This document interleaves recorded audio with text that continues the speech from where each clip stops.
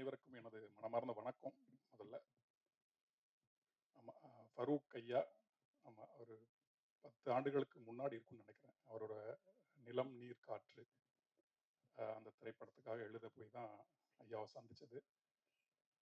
ம், ஒரு கனிந்த உள்ளம் கொண்ட மனிதர். ஆமா, அந்த ஒரே ஒரு காரணம் தான் இங்கே வந்தது. வேற பாட்டு எழுதுறேன், கவிஞர் அப்படிங்கிற அடிப்படையெல்லாம் இல்லை. ஒரு ஒரு கனிந்த மனிதனுடைய தம்பியா இங்கே வந்து நிற்கிறேன். ரொம்ப மகிழ்ச்சியா இருக்குங்க ஐயா. ஆமா, அந்த பல ஆண்டுகளுக்கு பிறகு மீண்டும் இப்போ அந்த த்ரீ டாட்ஸுங்கிற ஒரு பேரோட மீண்டும் வந்திருக்கீங்க.